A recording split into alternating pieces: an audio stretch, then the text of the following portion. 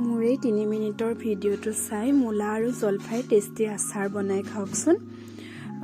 মই প্ৰথমতে জলফাই আৰু মূলাখিনি ধুনীয়াকৈ ধুই পখালি লৈ মোক যিটো জোখত লাগে মই সেই জোখতে কাটি লৈছোঁ। মূলাখিনি এনেকৈ কাটি ল'লে ভাল হয়।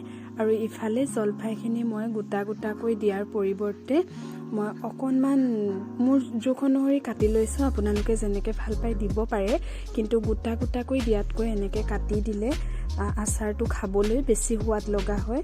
এইখিনি মোৰ কাটি মেলি হোৱাৰ পাছত মই 2টা বৈয়াম লৈছোঁ আৰু 2টা বৈয়ামতে বেলেগ বেলেগকৈ মই জলফাই আৰু মূলাখিনি ভৰাই লৈছোঁ।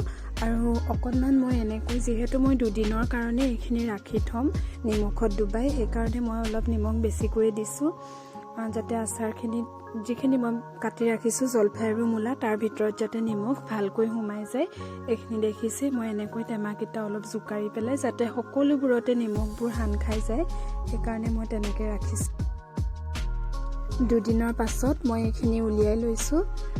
ধুনীয়াকৈ মই এটা চাইডে মূলাখিনি উলিয়াইছোঁ আৰু ইয়াত মই হালধি সানি পেলাই ৰ'দত দিম। ৰ'দতো মই প্ৰায় 2-3 দিনমান দিম, যেতিয়ালৈকে পানীখিনি টোক খাই নাযায়, আচাৰখিনি শুকাই নাযায়, তেতিয়ালৈকে মই ৰ'দত দিম।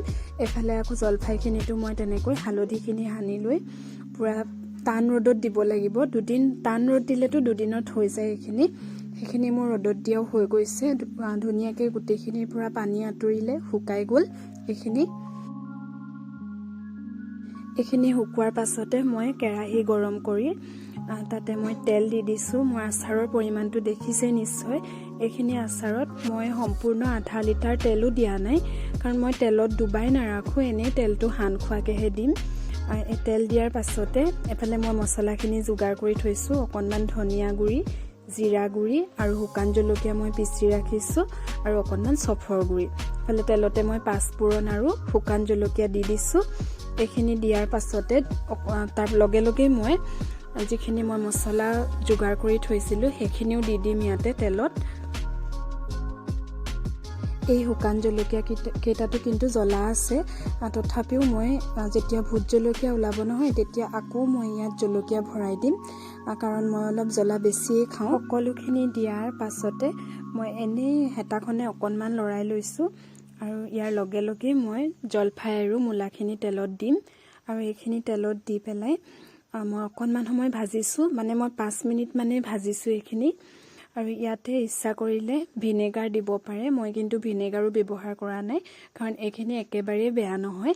মাত্ৰ ৰ'দত দি থাকিব লাগিব আচাৰখিনি, তেতিয়া বহুত দিন ধৰি খাই থাকিব পাৰিব, ধুনীয়াকৈ সংৰক্ষণ কৰি ৰাখিব পাৰিব। এইখিনি মই এনেকৈ 5 মিনিটমান আৰু ভাজিম।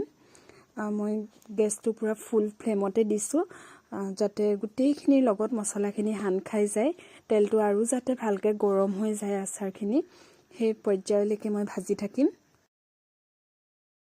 এইখিনি জলফাই আৰু মূলাৰ মোৰ জ্বলা আচাৰ ৰেডি হৈ গ'ল। এতিয়া মই এটা কাঁচৰ বটলত এইখিনি ধুনীয়াকৈ ভৰাই ৰাখিম আৰু মাজে মাজে মই ৰ'দত দি থাকিম।